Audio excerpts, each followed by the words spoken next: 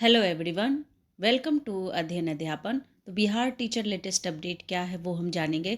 तो देखिए, यहाँ पर सबसे पहली बात तो ट्रांसफ़र के लिए जिन शिक्षकों ने आवेदन दिया था उन शिक्षकों के लिए एक कार्यालय आदेश जारी किया गया है। और यहाँ पर अगर बात करें ट्रांसफ़र की, तो transfer first second third fourth phase में होगा और इसकी जानकारी आपको ई शिक्षा पोर्टल पर दी जाएगी।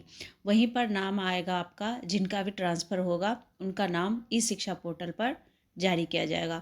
इसके अलावा देखिए, सबसे पहले किन शिक्षकों का ट्रांसफ़र होगा, तो ज़ाहिर-सी बात है फर्स्ट फेज़ के जो शिक्षक हैं उन्हीं का सबसे पहले यहाँ पर ट्रांसफ़र होगा। और डेट भी जारी हो गया है, कब तक आपका ट्रांसफ़र होना है वो भी हम जानेंगे। जनवरी के माह में ही आप लोगों का ट्रांसफ़र होना है। तो चलिए, सबसे पहले हम वो कार्यालय आदेश जो जारी किया गया है उसे पढ़ते हैं, जिससे आप लोगों को भी पता चल जाए कि किस प्रकार से यहाँ पर जो है आपका ट्रांसफ़र होना है।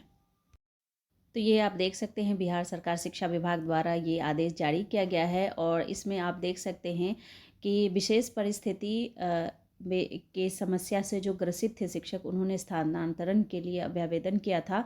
और ऐसे में अगर देखें तो 1,90,000 शिक्षकों ने अभ्यावेदन भी किया था।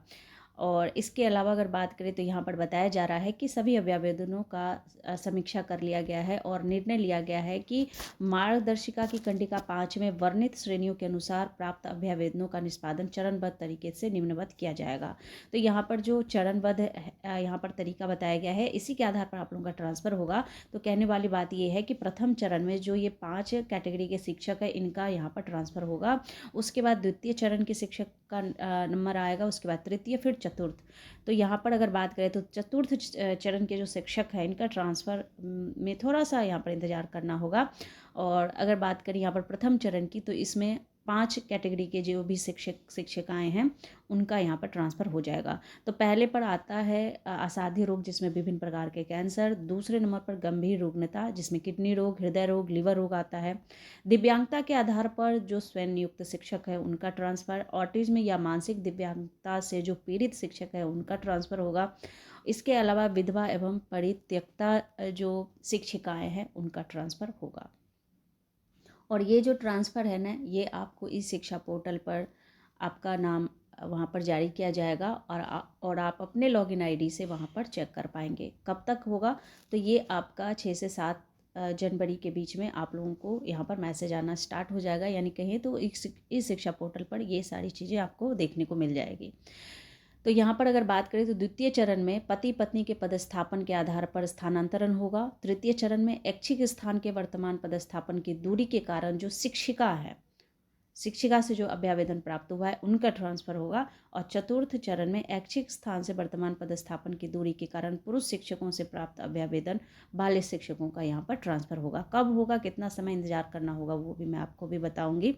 तो यहाँ पर पहले कैटेगरी का मैंने बता दिया है। यहाँ पर आप देख सकते हैं कि प्रथम चरण में अंकित 5 श्रेणियों के लिए क्रमानुसार 1 बाय 1 यानी बारी बारी से विचार किया जाएगा। उदाहरण स्वरूप प्रथम श्रेणी असाध्य रोग, विभिन्न प्रकार के कैंसर के आधार पर स्थानांतरण हेतु अभ्यावेदनों पर विचार करने के उपरांत द्वितीय श्रेणी के गंभीर रुग्णता, किडनी रोग, हृदय रोग, लीवर रोग के अभ्यावेदनों पर विचार किया जाएगा। और इसी प्रकार तृतीय, चतुर्थ एवं पंचम श्रेणी के अभ्यावेदनों का निष्पादन किया जाएगा। तो सभी पांचों श्रेणियों के अभ्यावेदनों के निष्पादन के उपरांत द्वितीय चरण एवं अनुवर्ती चरणों के लिए कार्रवाई की जाएगी।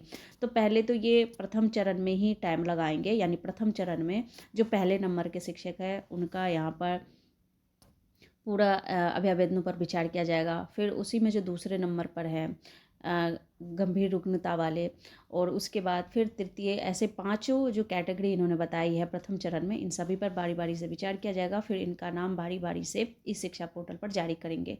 इसके बाद देखिए, बाकी फिर द्वितीय, तृतीय और चतुर्थ चरण के शिक्षकों का नंबर आएगा। सभी अभ्यावेदनों को श्रेणीवार एवं चरणवार बारी बारी से प्रिंट कर स्क्रूटनी हेतु प्रतिनियुक्त पदाधिकारियों की संख्या के अनुसार बंडल तैयार कर सीलबंद लिफाफे में निदेशक प्राथमिक शिक्षा के समक्ष प्रतिनियुक्त पदाधिकारियों को उपलब्ध कराया जाएगा।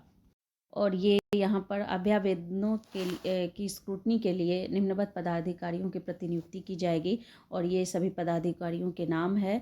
और इसके बाद यहाँ पर नीचे जो है बहुत ही इम्पॉर्टेंट है वो देख लेते हैं।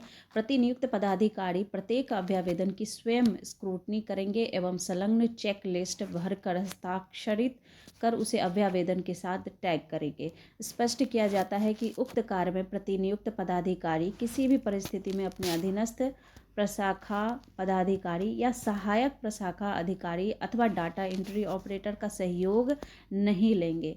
ठीक है, तो यहाँ पर जो है ये जो डाटा होगा ना उसे लीक नहीं किया जाएगा, इसीलिए यहाँ पर सहयोग नहीं लेने की बात की जा रही है। स्क्रूटनी उपलब्ध कागजात के आधार पर ही किया जाएगा एवं आवेदक से संपर्क नहीं करेंगे।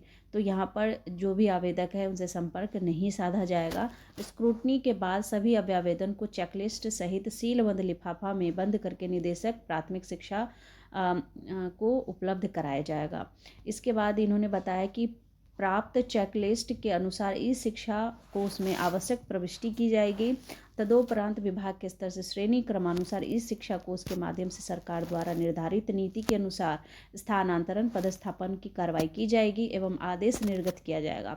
संबंधित शिक्षक अपना स्थानांतरण पदस्थापन आदेश ई शिक्षा पोर्टल से अपने लॉगिन आईडी से पासवर्ड से डाउनलोड कर सकेंगे और आवेदन पर अद्यतन स्थिति स्थानांतरण पदस्थापन आदेश केवल ई शिक्षा कोष में ही उपलब्ध रहेंगे।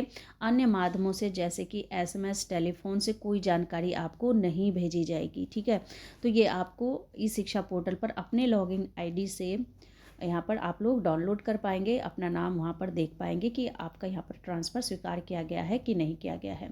तो ये हो गया है यहाँ पर आपका जो कार्यालय आदेश जारी किया गया उसके आधार पर। और बाकी यहाँ पर हम लोग एक बार फिर से समझ लेते हैं कि क्या कुछ यहाँ पर अपडेट में दिया गया। तो ये जो आपका ट्रांसफ़र है ये इसी सप्ताह 6 या 7 जनवरी से शुरू होगा और पहले फेज के तहत तय कैटेगरी वाले शिक्षकों का होगा ट्रांसफ़र। इसके बाद एसीएस सिद्धार्थ ने अधिकारियों को टास्क दिया है। यहाँ पर असाध्य रोग जो मैंने अभी आपको बताया था वो सभी शिक्षकों का यहाँ पर बताया गया है। इन श्रेणियों का जो है सबसे पहले यहाँ पर ट्रांसफ़र किया जाएगा और ई शिक्षा कोष पोर्टल पर जो है ट्रांसफ़र संबंधित आदेश यहाँ पर करना होगा डाउनलोड। टीचर आईडी से ही सोमवार या मंगलवार लॉगिन करने पर मिलेगी सूचना। तो आप नेक्स्ट सोमवार या मंगलवार को ये दोनों दिन आप चेक करेंगे, सोमवार को भी कीजिए क्योंकि सूचना कभी भी जारी की जा सकती है। और इसी प्रकार जो है दूसरे तीसरे के फेज के जो शिक्षक हैं उनका भी इसी महीने जनवरी में होगा ट्रांसफ़र। तीनों फेज की प्रक्रिया जनवरी में पूरी होने के बाद कुछ दिनों तक ट्रांसफ़र प्रक्रिया रह सकती है स्थगित। अब आप समझ गए, फर्स्ट सेकंड थर्ड फेज का तो यहाँ पर जनवरी माह में ही पूरी प्रक्रिया संपन्न कर ली जाएगी ट्रांसफ़र को लेकर के, लेकिन फिर से इसे रोक दिया जाएगा। और यहाँ पर रोकने की वजह बताई जा रही है कि इंटर और मैट्रिक की परीक्षा के बाद फिर शुरू होगी चौथे फेज की ट्रांसफ़र प्रक्रिया। तो यहाँ पर जो फोर्थ फेज है ना शिक्षकों का, उनका ट्रांसफ़र जो है इंटर और मैट्रिक परीक्षा के बाद आपका ट्रांसफ़र होना है। तो सक्षमता पास और बीपीएससी दोनों का एक साथ होगा ट्रांसफ़र। 16 सदस्यीय अधिकारियों की टीम जो है यहाँ पर बताई गई है और वो एक्शन में है। तो देखते हैं इनका एक्शन कितना काम आता है और कैसे सभी शिक्षकों का यहाँ पर जो ट्रांसफ़र है वो किया जाता है। तो ज़्यादा से ज़्यादा शिक्षकों का यहाँ पर ट्रांसफ़र हो, यही यहाँ पर आशा लगाया जा रहा है। उम्मीद की जा रही है कि अधिक से अधिक शिक्षकों का ट्रांसफ़र स्वीकार कर लिया जाए। तो ये कुछ अपडेट है अभी तक का। आगे कुछ भी अपडेट आता है तो बिल्कुल आप लोगों को सूचित किया जाएगा। तो मिलती हूँ अगले अपडेट में, तब तक के लिए thank you and thanks for watching.